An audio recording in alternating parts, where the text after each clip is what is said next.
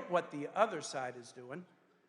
Food prices going up, energy prices going up, healthcare prices going up, building supplies going up, Halloween shopping going up, Thanksgiving shopping going up, holiday shopping going up. The other side is just up, up, up. Abigail has got plans to make housing, to make health care, to make the basic necessities of life more affordable for Virginians when the other side is just jacking it up day after day. Abigail's the right candidate. Abigail's talking about education. Abigail wants to make Virginia schools, and we've got a lot to be proud of in Virginia schools, K-12 and higher ed. She says, make them the best in the nation. The best in the nation. We can do that. And how about the other side? The other side, what are they doing on education? In Washington, destroying the Department of Education. That is the other side's educational agenda, destroy the Department of Education. Finally, and then I'm going to conclude, Abigail talks about creating good-paying jobs all over this Commonwealth, every corner, rural, urban, suburban, investing in good-paying jobs. What is the other side doing? Firing thousands of people. This administration has fired more veterans than any administration in the history of the United States. We got to have somebody who wants to grow jobs, not somebody who gets pleasure and joy out of laying people off. Abigail's the right candidate for Virginia right now. And so I'm gonna finish where I started. In 2008, we sent a message, and not a quiet one. We sent a loud message when we broke tradition in Virginia and supported my friend Barack Obama to be President of the United States. And then what we got by sending that message was 8 years of great government of this country. If we do what we know how to do, Virginia, we will send a loud message on Tuesday. We will get 4 years of great governance of this Commonwealth, and we will create a lot of hope for a lot of people all over this country and all over this world. Thanks, and let's go win.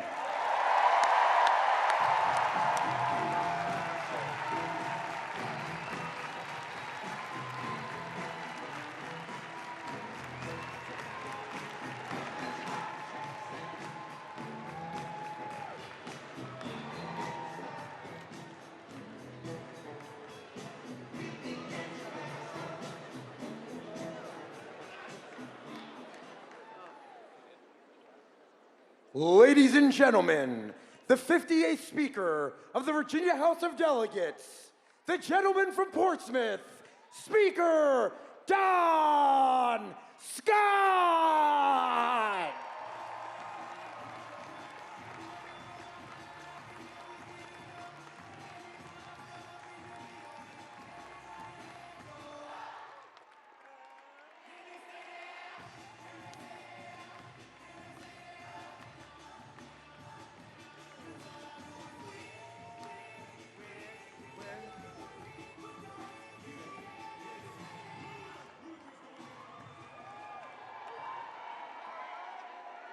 Hampton Roads. Yeah. I see you. You know, we got a lot of work to do. I know y'all turn the TV on every day and say, can he do that? Is that legal? Is anybody going to stop him? He getting on my nerves. Every day you see that.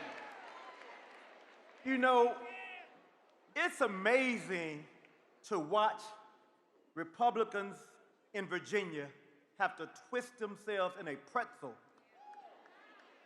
to defend the foolishness that this guy does. Do y'all remember? Now work with me now, because I know some of y'all in here young. Y'all look good, by the way. Do y'all remember when Barack Obama wore a tan suit?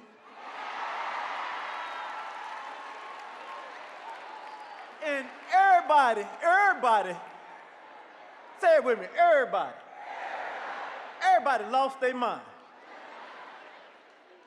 This dude tore down the damn White House last week. Can he do that? So I'm gonna be short. My wife texted me a few minutes ago and she said, look, bro. That's how we talk. Look, bro. I need you to be brief, be bold, and be gone. And so I'm gonna follow her instructions. I got a very, very simple job right now. I need y'all to understand what the assignment is. It's not a difficult assignment. We live in a military area, don't we? Well, we love our veterans, don't we? I'm a former naval officer, and I take great pride in the fact that we are home to the largest naval base in the world, right here in Norfolk. But don't get it twisted. You got a job to do too.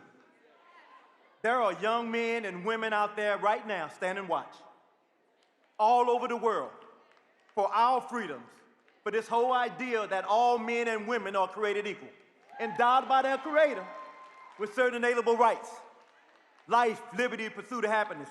They're doing their job. Are you gonna do your job? I need you to say this name. J. Jones. Ho, y'all sound shaky. Let's try this again. I need y'all to say this name. J. Jones. I need y'all to say this name. Ghazala Hashmi. Say it. Hold on, because some of y'all acting like y'all don't understand the accent I have. Ghazala Hashmi. And then I need y'all to follow me right now because we're about to elect the first female governor of the Commonwealth of Virginia, Abigail Spanberger. Say it with me, Abigail Spanberger. Speak out.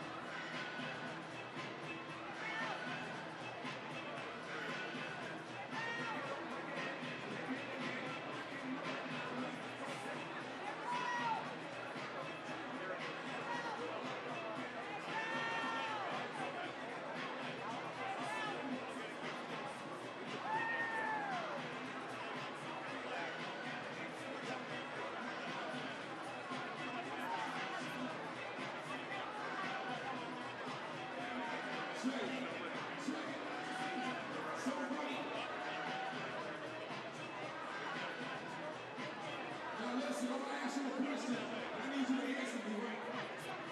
When I ask you who's your next governor, you gonna tell me Spanberger, right? So I'm gonna ask you real quick. Who's your next governor? I said, who's your next governor? Okay, who's your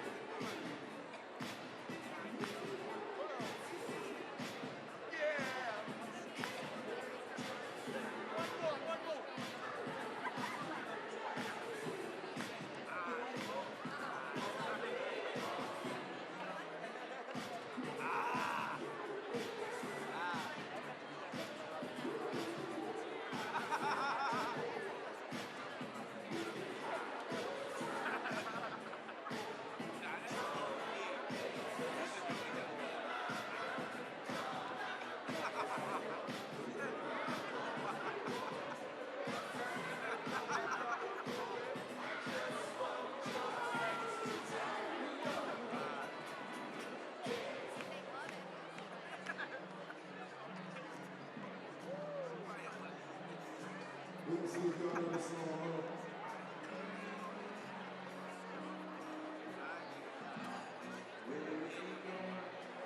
Sing this song, man.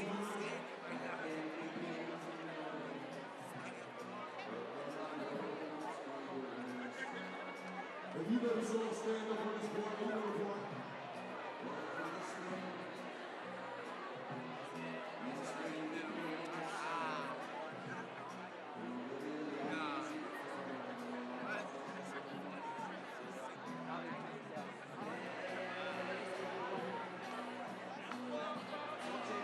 Somebody put those signs up. Are you ready?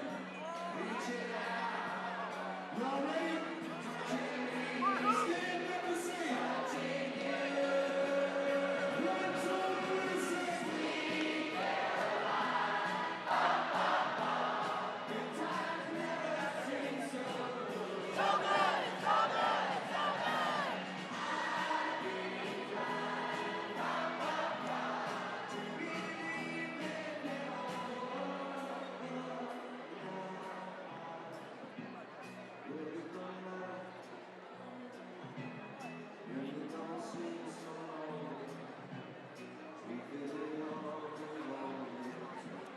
we're gonna see if y'all can rock this one. Hold on, wait for it. Hold on.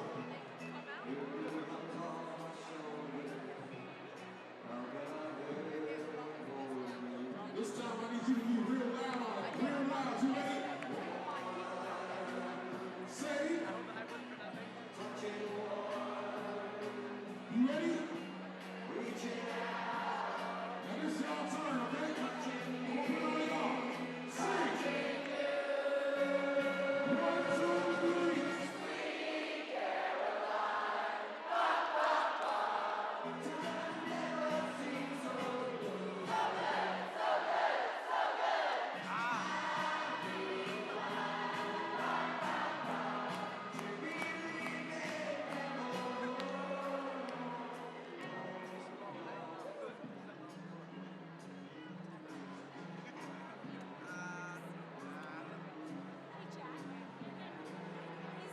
What you say?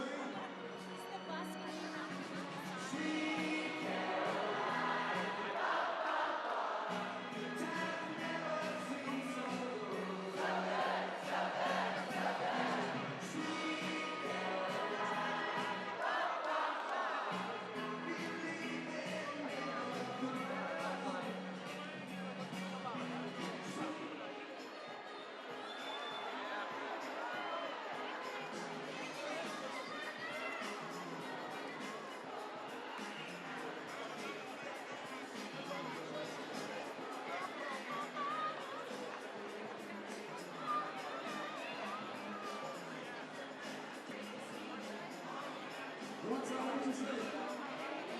Everybody say it. Come on, say it.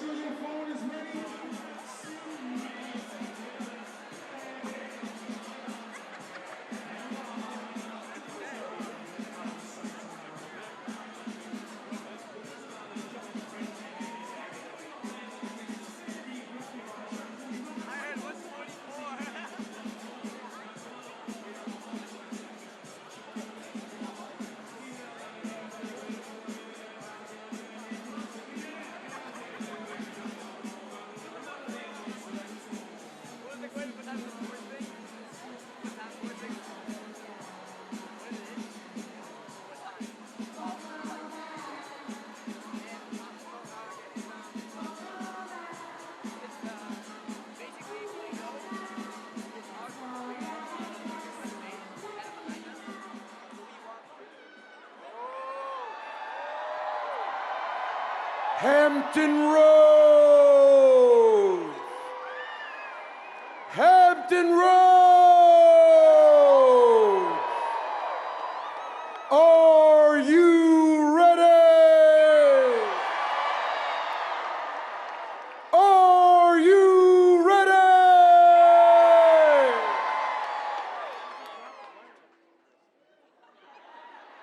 Abigail Spanberger formally announcing she is running to become Virginia's governor in 2025. Abigail Spanberger has set up a run for the 75th governor of Virginia. Abigail Spanberger wants to become the first woman to become the governor of Virginia. More than 40,000 Virginians, from Abington to Accomack to Arlington and everywhere in between, have signed our petitions. That's 4 times as many signatures as required. Abigail Spanberger turns in 40,000 signatures, collected by what she says were more than 1,300 campaign volunteers. She's about to kick off an 8-day, 40-stop bus tour. Hundreds of supporters gathered at her alma mater, J.R. Tucker High School in Henrico. The bus rolled into the Virginia Museum of Transportation. Spanberger's bus tour continues today in Southwest Virginia, making stops in Blacksburg, Roanoke, and Martinsville. We need to be talking to voters about the specific plans we have to make the Commonwealth more affordable, to strengthen our schools and create opportunities for all our kids. Abigail Spanberger unveiling her plans to make housing more accessible and affordable in Virginia. She plans to lower the cost of prescription drugs while holding pharmaceutical companies accountable. Spanberger's proposal also addresses recent cuts to federal jobs. Her plan also highlights ways to increase overall job opportunities throughout Virginia, starting with investing in education. Spanberger believes public funding should be used to make schools the best that they can be. The costs for families across Virginia in housing, in healthcare, in energy, because everywhere I travel, people talk about how every day just gets a little harder. Ms. Spanberger, why should you be governor? 30 seconds. When I served as a federal agent at CIA and then in Congress, I always endeavored to put Virginians first. As governor, I will do the same thing. Who do you think won tonight's debate? You know, I think at the end of the evening was a pretty good night for Abigail Spanberger. I think Abigail Spanberger came away as a winner. Former President Barack Obama is endorsing Abigail Spanberger in the Virginia governor's race. I am proud to endorse Abigail Spanberger for governor. Abigail will stand up for Virginia families. She'll work to build an economy that works for everyone. We need to put Virginia and Virginians first, period, full stop. Every vote counts. So turn out and vote for Abigail Spanberger for governor on November 4th.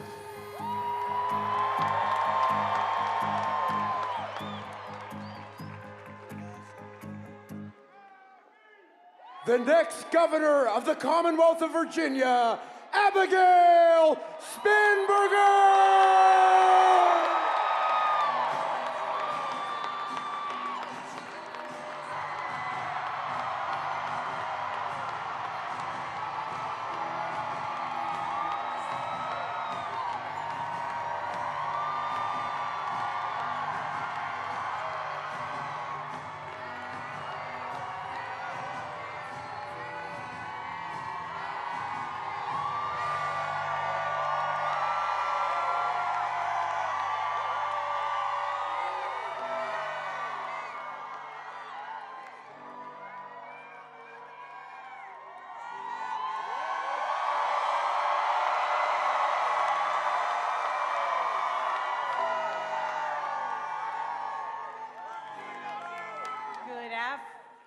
Good afternoon, Virginia.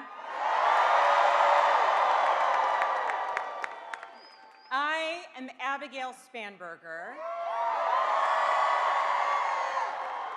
and I am excited that we are going to win in 3 days.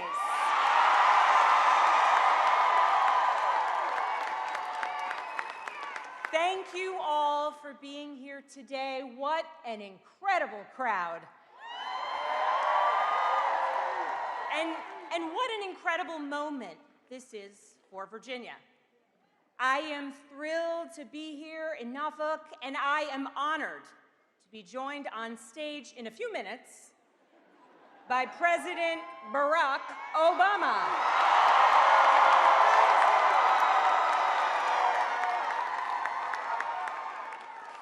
On Tuesday, we are going to send a message. A message that Virginia is turning the page. So let me ask you, is Virginia ready for leadership that puts our Commonwealth first? You know, we are approaching the end of a nearly 2-year-long journey. Almost 2 years of campaigning across every corner of this beautiful Commonwealth. From Farmville to Fairfax, from Wytheville to Woodbridge,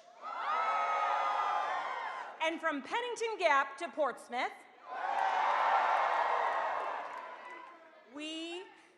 P-Town's in the house.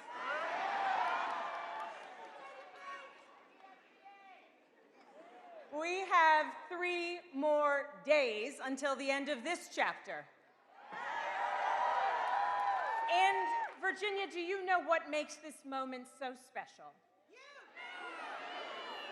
It's all of you, because on Tuesday night, the whole country will be watching what it is that we do.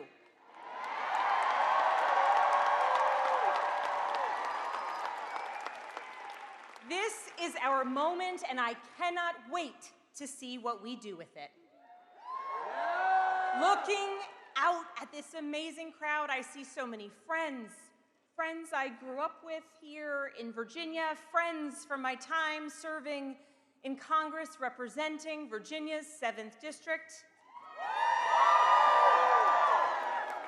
and friends I have made across our Commonwealth as I have been running for governor. It is amazing to think about the journey that we have taken together, and as I ask for Virginians to put their trust in me as our next governor, I would like to tell you why I am running. It is because I want to serve Virginia.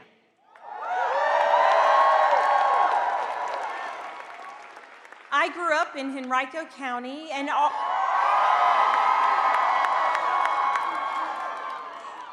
our house was a house of service. My father, an Army veteran and then a career law enforcement officer. My mother, a nurse and a volunteer and advocate in all things. They always used to say there is no higher calling than service to our country. And I grew up knowing that I wanted to follow in my dad's footsteps. And I did. First, as a federal agent working narcotics cases, going after child predators, cracking down on money launderers.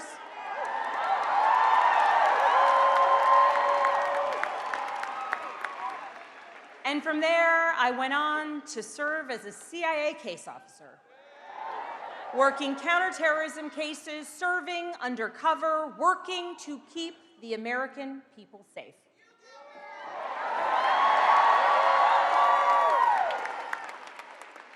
Every day, my colleagues and I came together to work on behalf of the American people, and we were focused on a mission, keeping the American people safe. But this mission, focus, this commitment to country, it isn't unique to me or to my family. It is ingrained in so many Virginia families. It is part of Virginia's story. Virginia is where American democracy was born.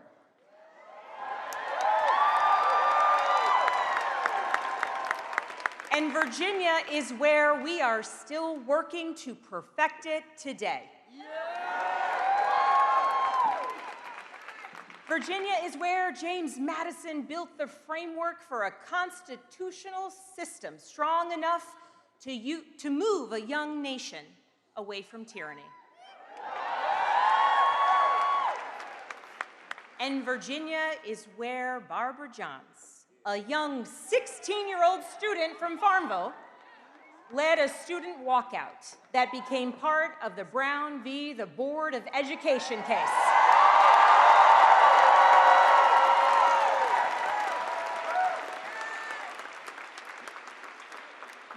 Virginia has been and Virginia will be an example for the rest of the country. And come Tuesday, the eyes of all Americans will turn to see the results of this election. And once again, like we always do, Virginia will show leadership. Virginia will set an example. And that is what I love about our Commonwealth. And it is why my husband Adam and I are so proud to call Virginia our home.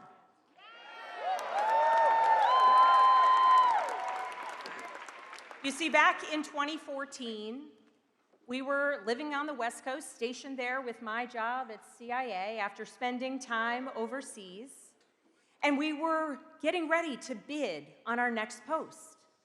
And with CIA, you can go anywhere in the world. And so we said to our oldest daughter, we have 3 beautiful, amazing daughters, and we said to our oldest daughter, who was in kindergarten at the time, where do you think we should go? We pulled out a globe. We said, what do you think? Kenya, England, where should we go? We can go anywhere. Where should we bid? And she said, Virginia. And we said, no. No, with Mommy's job, we can't go back to Virginia. And she said, well, why wouldn't we go to Virginia? Everyone we love lives in Virginia. And so we decided to pivot from a path of service to country to service to community, because she was right.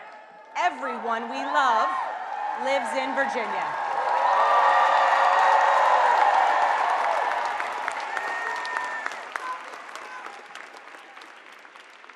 And now there are so many more people we love across Virginia. We came back home and we invested in the community that had made my husband and I who we are. I volunteered with Moms Demand Action. I started a Girl Scout troop. And then in 2017, I decided to run for Congress.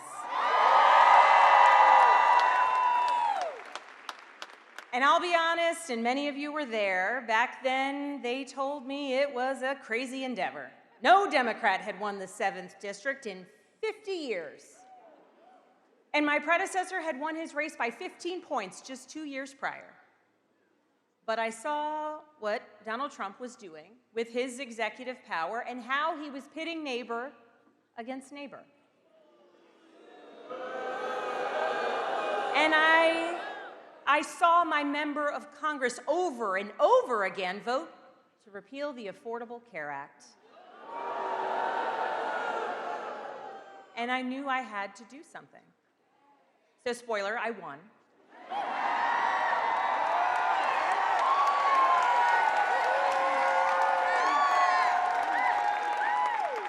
And then I won again. And then again. And while I was serving in Congress, I worked with anybody and everybody to deliver results for the people of my district. I worked to lower drug costs and the price of insulin, to combat the fentanyl crisis, to support our nation's veterans, and to finally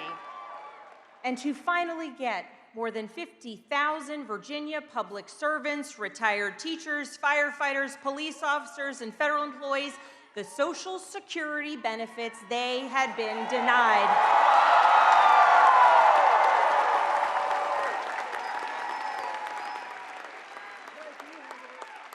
They had been denied for 40 years.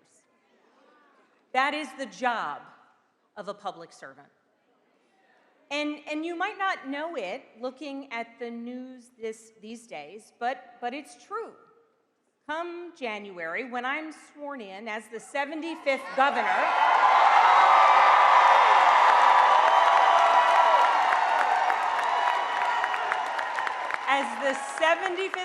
of Virginia, that's what I will do. I will continue to serve Virginians, working with everybody and anybody to do right by all of you and our neighbors across Virginia.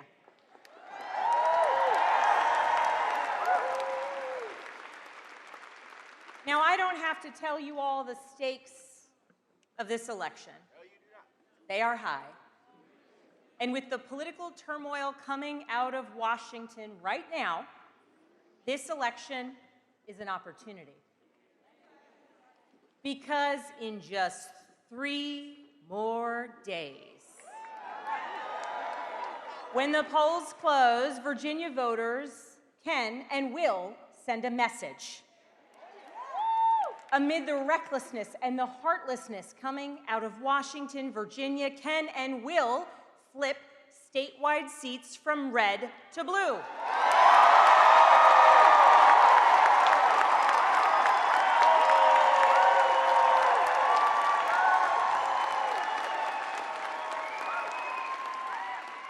We're the only state, in our case a Commonwealth, the only state in America that can say that this year, the only one. And we have critical elections on Tuesday for the House of Delegates. We have candidates running in all 100 districts this year.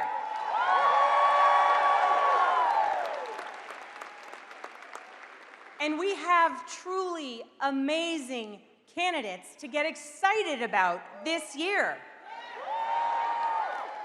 In every corner of our Commonwealth, we have people who want to serve their communities, who want to bring the voices of their neighbors to Richmond. In every corner of the Commonwealth, there is a Democrat running for a House of Delegates.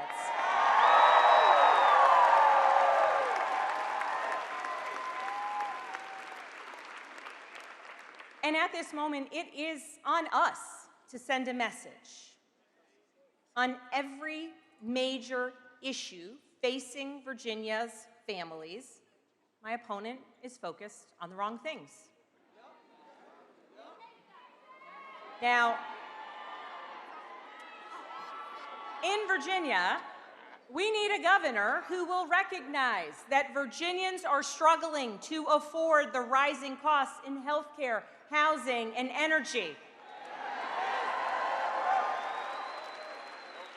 We do not need someone who will support a terrible law that will raise costs on housing and energy while giving tax breaks to billionaires and corporations, all the while decimating Virginia's health care. We need a governor who will support the thousands upon thousands of Virginia's families whose livelihoods have been disrupted or destroyed because of DOGE and now this government shutdown. We do not need someone who has said that losing a job isn't a real issue when we have Virginians who have dedicated themselves to service to our country, who have lost their jobs because of bad policies.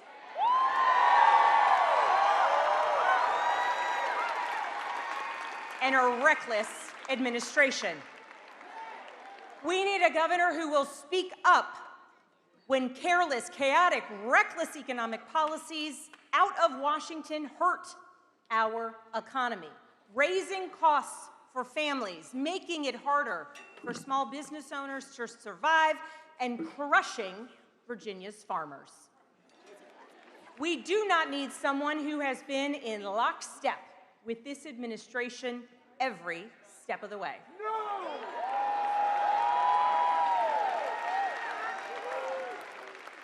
Now, make no mistake about it, these attacks on Virginia's economy are creating challenges. And we need a governor who will stand up against them and also plan for a brighter, better future. Abigail! Abigail! Abigail! So, Virginia, my fellow Virginians, let me be as clear as I possibly can be. I will always stand up for Virginia families. I will always work to grow our economy. And I will always put Virginia, not a president, not a party, first.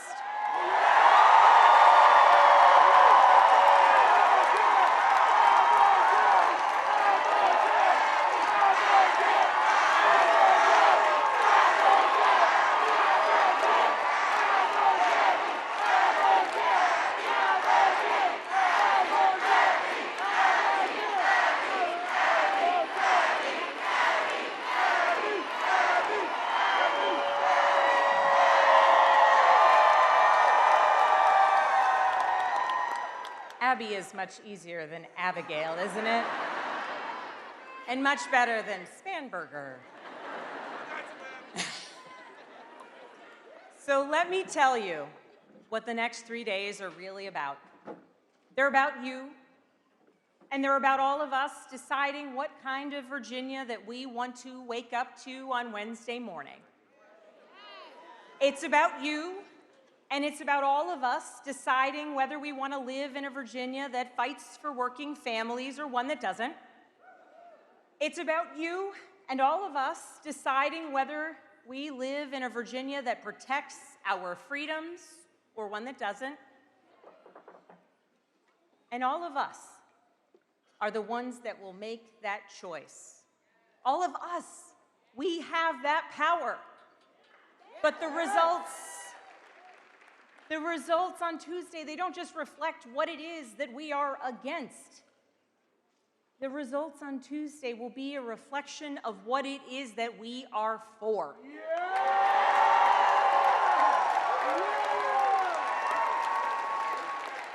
Because throughout this campaign, I have released detailed blueprints for Virginia's future. Because you deserve to know what I am for. And what I want to do for you when serving you as your governor.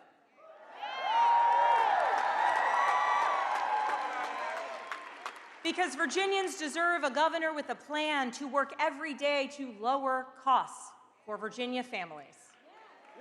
And I have my Affordable Virginia plan to lower healthcare costs, to lower energy costs, and to make it more affordable for Virginians to buy a home, rent a home, or stay in their home.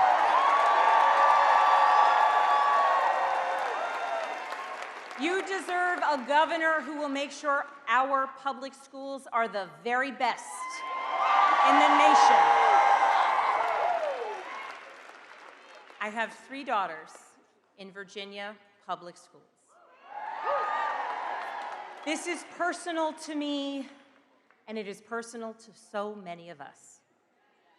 And that's why my Strengthening Virginia Schools plan will make sure that every parent, grandparent, or somebody who knows and loves a child will know that we are setting our kids up for success.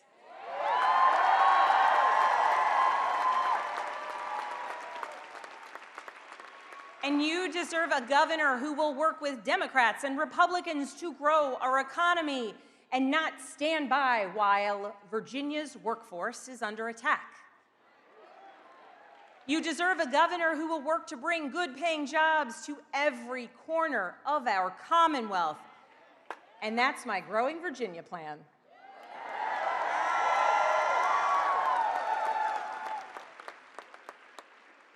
They aren't just talking points. They're actionable policies that I am ready to implement on day one. And I know how to get it done by bringing people together, by leaving the rhetoric at home, and by never forgetting that our mission is to serve Virginia.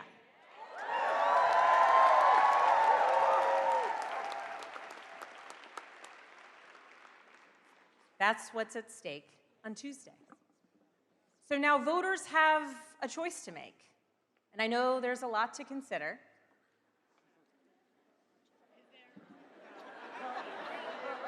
Here's the truth. The contrast in this campaign, it's not just about policy. It's also about approach. In Congress, I worked with Democrats and Republicans to get results for Virginia families. I had bills signed into law by a Republican president and a Democratic president. And year after year, I was ranked as the most bipartisan member of Congress from Virginia.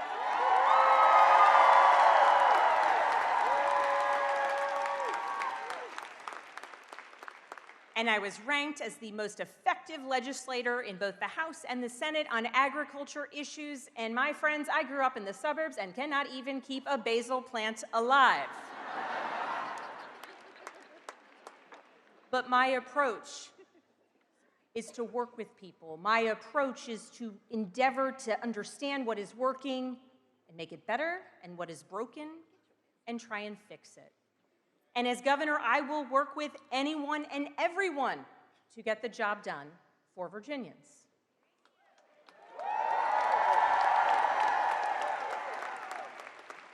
That is what I have done my entire career. And that is the commitment to service and to mission that I believe all Virginians deserve. Yeah!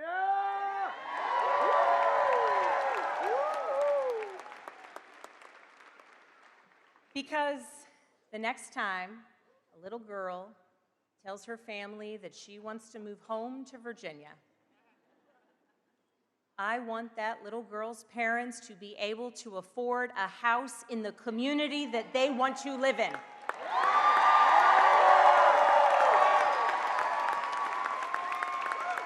I want her parents to have jobs that will allow them to provide for their family. I want that little girl to go to a school where she is safe within its walls and where her teachers are well paid and well respected.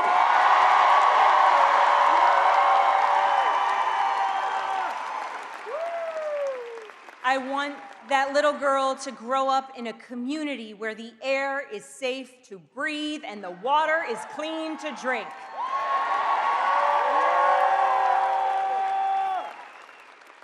And I want that little girl to grow up in a commonwealth where her rights will be respected as she grows older.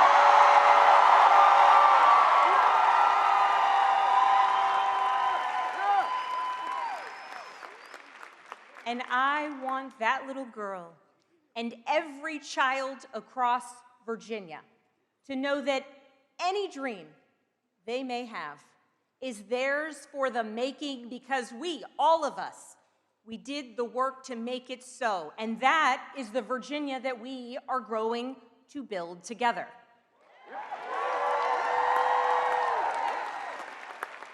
And that is why on Tuesday we will elect a governor who follows through for a safer, stronger, and more affordable Virginia. That focus on public service and delivering results instead of following an extreme agenda. That focus is what I learned, not just from my parents or my time at CIA, but from watching leaders who got it right. Leaders like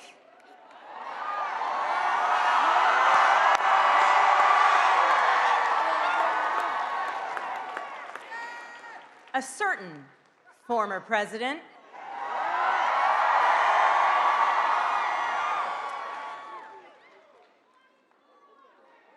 you know, I remember a time, not that long ago really, when we had a president who believed in working for all people,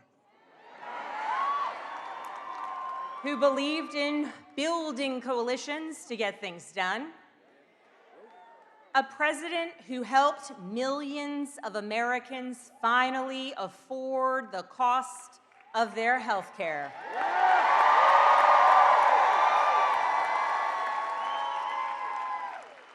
A president who worked to bring Americans together instead of tearing us apart. A president whose approach to governance, his temperament, and his way of doing serious work with dignity and purpose and joy is a model for all of us.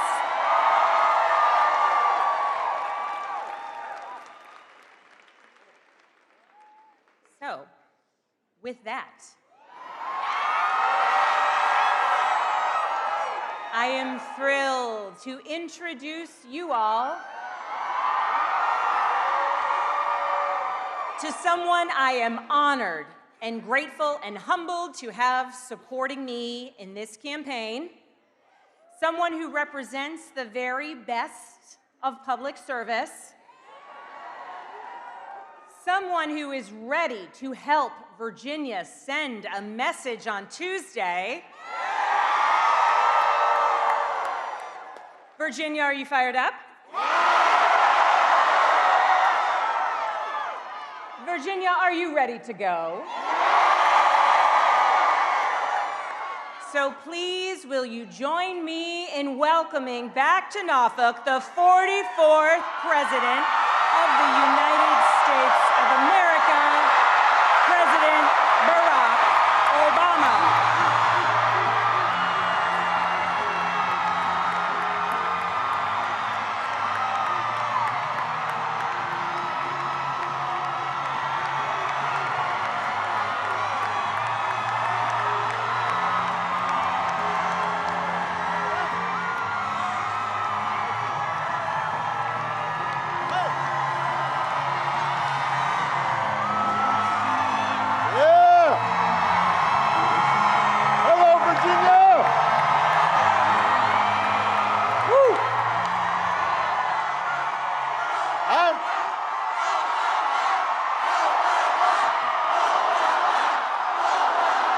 Thank you. All right. Man, I'm fired up too. I am definitely ready to go. It is good to be back in Virginia. It's good to be back in Norfolk. The last time I campaigned,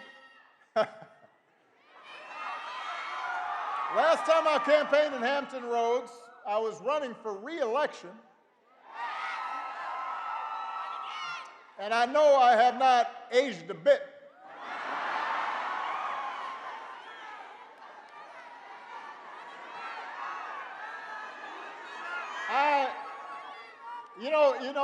It is an issue. You know you've been around a long time when you're in a photo line and some tall guy, with a beard comes up and you're taking a picture. What's your name? And then pulls out. He says, "This picture I want to show you. This is you holding me as a baby." And you're all, oh man, really? I'm old. But I am here today for a very important reason. I am here to ask you to vote for the next governor of Virginia, Abigail Spanberger.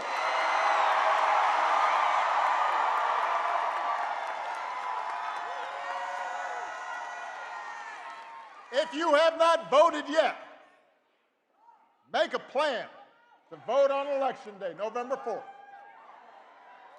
Just visit abigailspanberger.com/vote. You can find out where to vote. You can also find a drop box for your mail ballot. And then you've got to get all your friends and your family to make a plan to vote. Because in 3 days, just 3, no more than 3, just 3.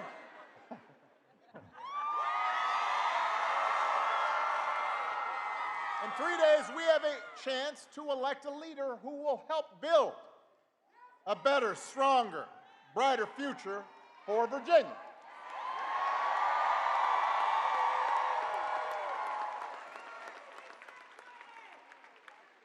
Si se puede.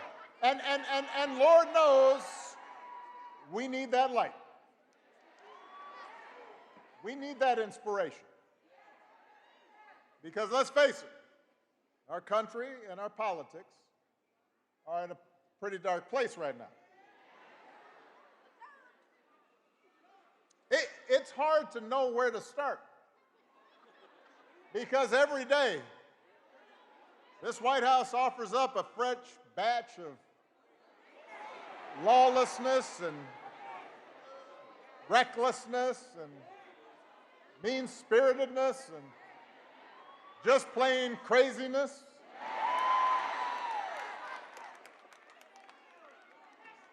We got a president who thinks it's okay to use the Justice Department to go after his political opponents. Hey, wait, don't boo. Vote. They don't hear boos, they hear votes. So we've got a president who replaces career prosecutors with loyalists who will do what he wants, and now he's telling them what he wants is for them to hand over millions of taxpayer dollars that he had to pay in expenses for previously violating the law. We've got a commander-in-chief who fires decorated officers because he thinks they might be more loyal to the Constitution than they are to him.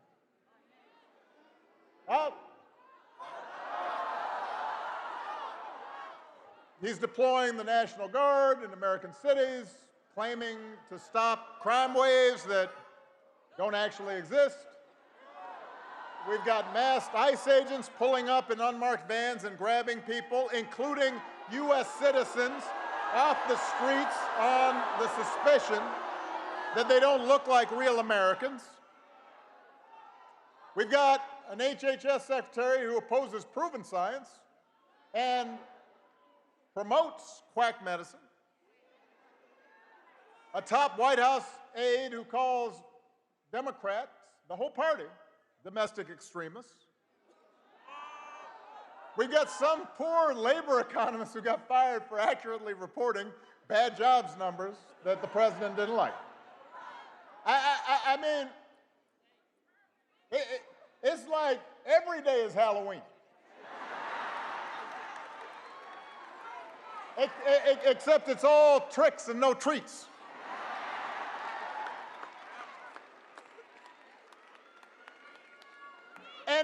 And here's the thing. It's not as if we didn't see some of this coming. I will admit it's worse than even I expected, but I did warn y'all. I did. You can run the tape. And by the way, he warned you too, because he said what he was going to do. But the fact is, there were plenty of people who voted for Trump and the Republicans anyway.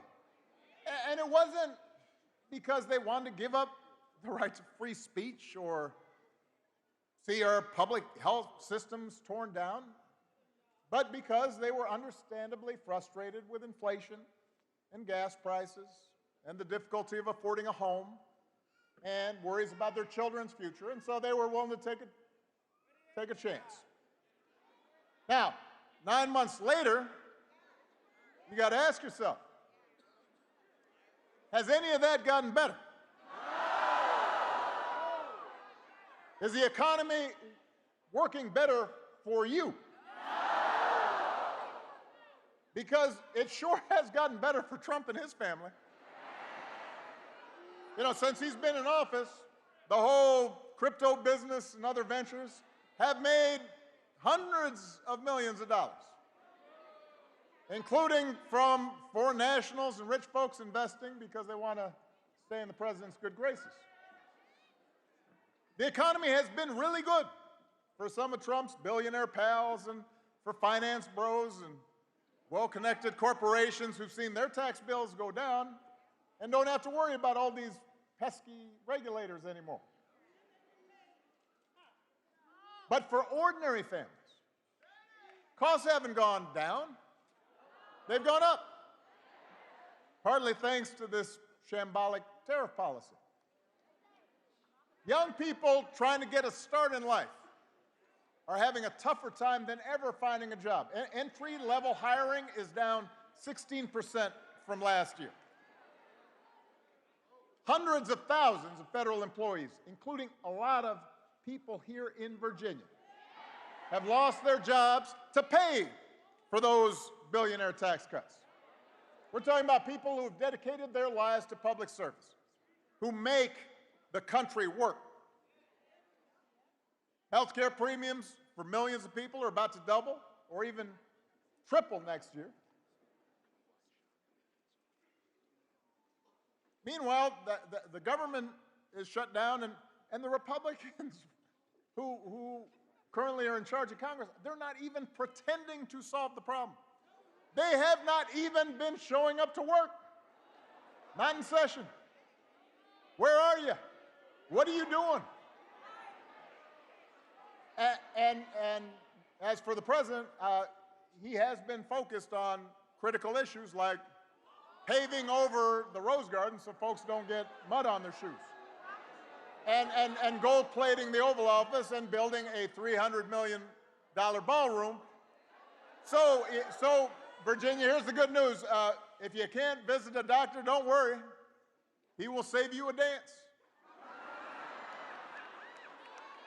And if you don't get an invitation to the next White House shindig, you can always watch the festivities and all the beautiful people on Truth Social.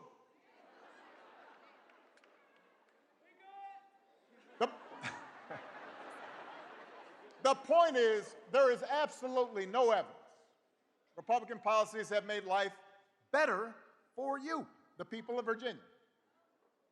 I mean, they've devoted enormous energy in trying to entrench themselves in power and punishing their enemies and enriching their friends and silencing their critics.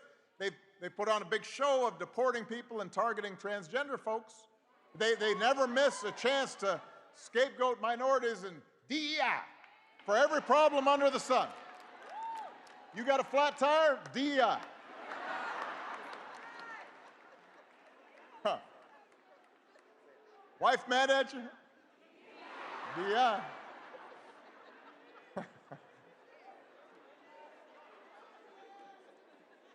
What they have not devoted energy to is helping you. They have not put forward serious proposals to lower housing costs or make groceries more affordable. They haven't improved our schools. They haven't made health care more accessible. They haven't shortened your commute or prepared young people for the future where AI might take their job.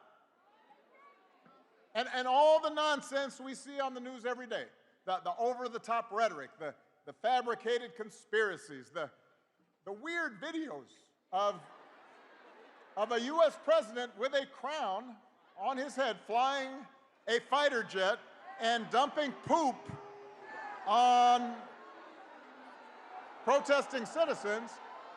All of that is designed to distract you from the fact that your situation has not gotten better. They do it so you won't notice that while they're helping the wealthiest, most powerful people in the country consolidate more wealth and more power, your bills are still going up. And you're waiting longer at airports because there aren't enough air traffic controllers. And the program helping your kid with special needs was just gutted. So that is what's happening. And the good news is there's something you can do about it. Right here, right now. Because you've got a candidate for governor who's got a track record of getting stuff done. Somebody who sees you and has been with you and knows your struggles and will fight for you every single day. Virginia, it's time to point America in a better direction by electing Abigail Spanberger as your next governor.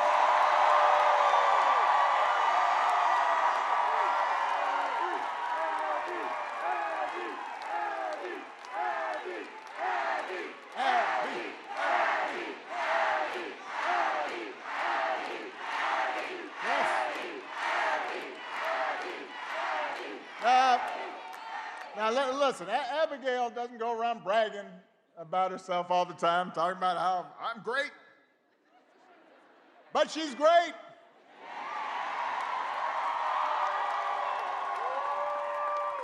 As a former federal law enforcement officer, as a CIA case officer working on counterterrorism, she knows what it takes to keep communities safe. As the mom of 3 kids in Virginia public schools, you know she cares about helping every child and helping every teacher succeed. As a member of Congress, she was a workhorse, not a show horse, fighting to lower prescription drug costs, giving veterans the support they deserve. Abigail does not just say the right thing. As your governor, she will do the right thing.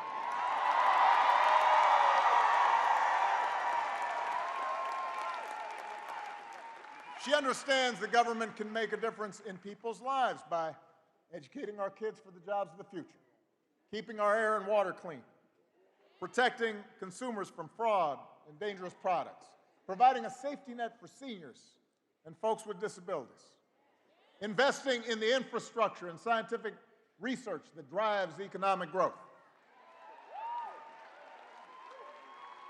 But Abby also knows that good intentions aren't enough. She understands that we can't afford to waste taxpayer dollars on programs that don't work. And she understands that instead of just trying to tear government down, it's her job to make it work better. So Abigail has real, practical plans to grow the economy and strengthen Virginia's schools and lower the cost of everything from housing to health care to energy. And she is willing to reach across the aisle to make it happen. She has shown that she can do it. Abigail was ranked as the most bipartisan member of Congress from the Commonwealth. She's had bills signed into law by both President Trump and President Biden. That is not easy to do. And Abigail doesn't just believe in working with everybody, she also believes, and this is really important, in listening to everybody, whether they voted for her or not. Because she knows that if we want to make progress on the things that we care about, we have to be able to disagree without calling each other nasty names or demonizing each other.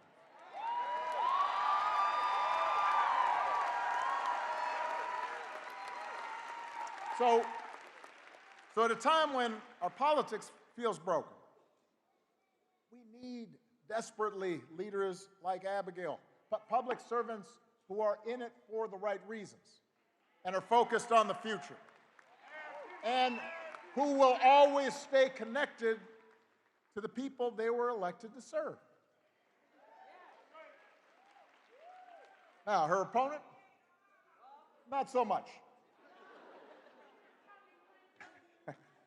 When someone asked her, and I'm just following this from a distance, when someone asked her apparently about all the federal workers fired by this administration, given how important that is to Virginia, apparently Abigail's opponent said she wanted to talk about real issues. Didn't understand why these job cuts are, quote, a huge thing. Now, I don't know about you, but seeing your neighbors and your friends, your customers, maybe some of your family members, suddenly out of work, even though they've dedicated their lives to serving people, having trouble making their mortgage, maybe it's just me. Seems like a pretty big thing to me, pretty huge. And I'd want a governor to be paying attention to it.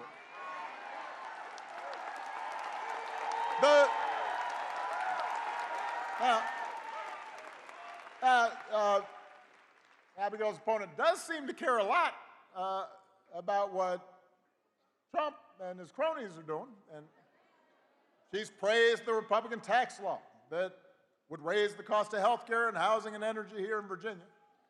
She supported bills that would strip funding from Virginia public schools. She says she's morally opposed to protecting reproductive rights, says she will do everything in her power to cut off access to abortion. Virginia, you don't need a governor who puts party and ideology ahead of the people she was elected to serve. You deserve a governor who will think for herself and work for you. A governor who will create jobs and not cut them, and who will lower costs instead of raising them, and who will bring people together instead of dividing them, and who will do what's right for the people of Virginia, no matter what anybody in Washington thinks. You deserve a governor like Abigail Spanberger.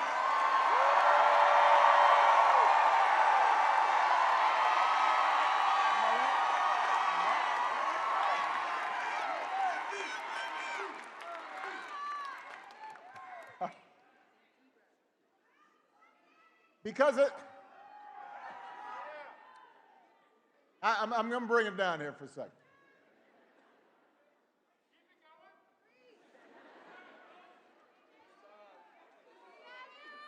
Because at the end of the day, what this election's about,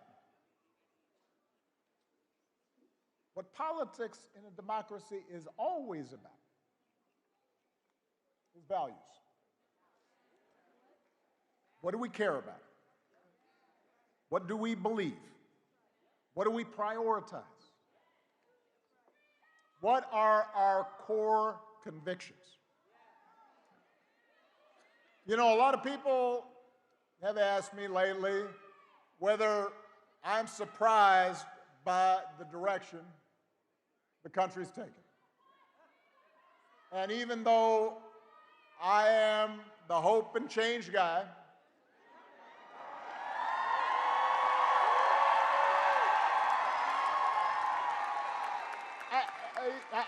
I try to be honest with them. So I say, yes, there are things I am worried about. I am worried about how quickly basic democratic rules and norms have been weakened. I'm worried about how willing Republicans in Congress have been to surrender their role as members of a co-equal branch of government, refusing to buck the president even when they know he's out of line. Even when a lot of them will privately admit that power is being abused in ways that will hurt their constituents and hurt the country. I worry about a Supreme Court that, so far at least, has shown no willingness to check this administration's excesses, even when those actions break legal precedent and seem to defy the bedrock principle that no one is above the law. I worry about the growing concentration of economic power in this country, with just a handful of mega billionaires and companies controlling what we see and what we hear. And I worry about how much that economic power distorts the political process. I worry about how readily not just business leaders, but others with influence in law firms and universities have been willing to bend the knee to this president's autocratic impulses to avoid retribution or protect profits or simply to avoid controversy. And I worry sometimes how we've come to accept this as normal. But what I also tell people when they ask me about this, what I also try to remind them, is that America's always had competing stories about who we are and what this nation stands for. The first story says, we the people, just means some of us. That in order to qualify, you have to be the right color, or come from the right family, or worship in the right way, or have enough money. It says that even though we got rid of a king, there's still a caste system in America, a pecking order of who makes decisions and who obeys, who gets opportunity and who is obliged to serve. And it's a story that's policed by fear and force, that tries to convince people that for their group to win, another group has to lose. That if somebody doesn't look like you or think like you or practice religion exactly the same way you do, they must be a threat to your way of life, and they need to be put in their place. And that's how Donald Trump thinks about America. Make America great again by putting the people like him back in charge, even if they don't know what the hell they're doing. Now, but here's the thing. That story is not new. That's the oldest story in the book. It's not even uniquely American. For most of human history, that's the way society's worked. There was somebody on top and somebody on the bottom. There were lords and there were peasants. And for a long time, that story of caste and privilege and concentrated power, that was the law of the land here in America. If you looked like me, you were likely treated as property. If you were a woman or a white man who did not own property, you could not vote. For a long time, if you were an Irish or Italian immigrant, we're not hiring. If you're Jewish or Asian, don't bother applying to our school. If you were Native American, you weren't even treated as an American, even though you were here. But from the very start, there was another story, born of this nation's true revolutionary spirit. A story that says we the people means what it says, that all of us are included, that we are not subjects, we are citizens, defined not by race or religion or gender or sexual orientation, but by our commitment to a common creed and a willingness to accept not just the privileges, but the responsibilities that come with that citizenship.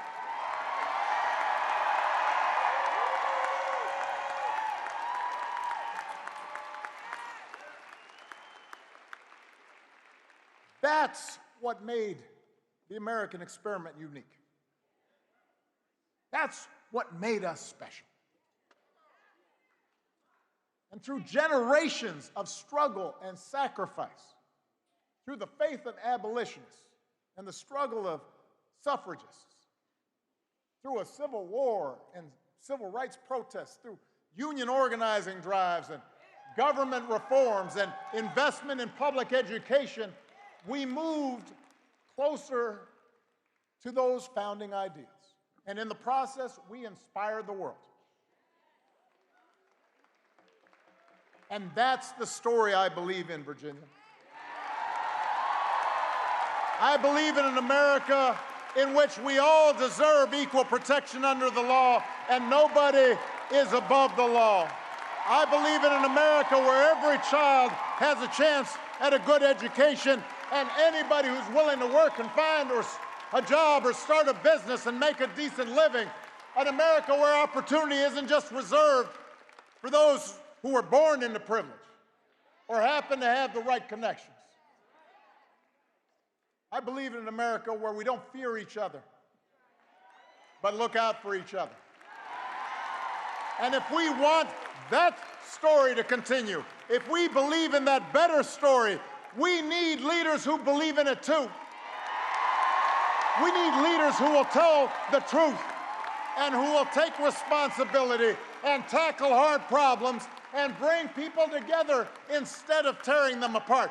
We need leaders who won't serve bosses in Washington or big corporate donors, but instead will serve the people who put them there.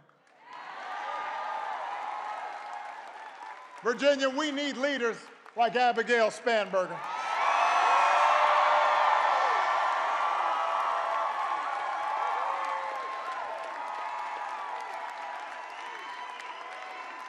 But here's the thing. As good as Abigail is, she can't do it alone. Because the truth is, all of us are being tested right now. Trump and the Republicans, they want you to think it's part of their story that things only happen from the top down, that a few people in power make decisions, and the rest of us have to live with the consequences. But real change has always come from the bottom up, from ordinary folks who look around and say, we can do better, and then join together to make change happen. So it's up to us as citizens to stand up for the values we hold dear.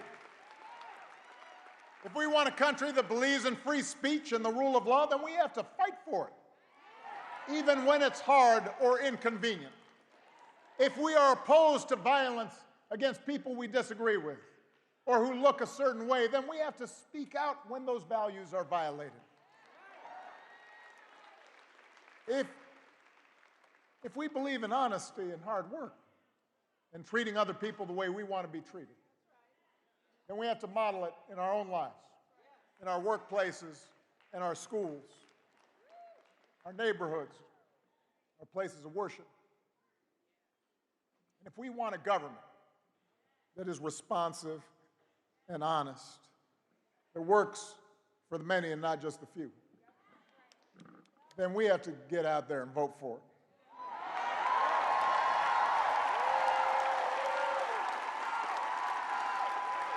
When I think back to a year ago, I remember talking to some people, even some folks who were friends of mine, who would say, you know what, this election doesn't matter all that much. That whoever the next president ended up being, it wasn't going to matter to them. If nothing else, the last 9 months should have cured us of that idea. Because the stakes are now clear. We don't need to speculate about the dangers to our democracy. We don't need to wonder about whether vulnerable people are going to be hurt. Or ask ourselves how much more coarse and mean our culture can become. We've witnessed it. Elections do matter. And they matter for you. People in power may be counting on your citizens. They want you to think there's nothing you can do. Nothing to stop them. Because they know once that thought worms into your head, they've won. But if there's one thing history has taught us, it is the most important office in a democracy is not president or even governor, it's the office of citizen. We all have more power than we think. We just have to use it. So if you believe in that better story of America, do not sit this one out. Vote for leaders like Abigail who believe it too, leaders who care about your freedoms and will fight for your rights, and who will go to work every day to try to make your life just a little bit better. And then get your friends and family members, your neighbors and co-workers to vote too. Because if we do that, not only will we elect Abigail Spanberger, your next governor, you won't just put Virginia on the path to a brighter future. You will set a glorious example for the nation. Thank you, Norfolk. God bless you. God bless these United States of America.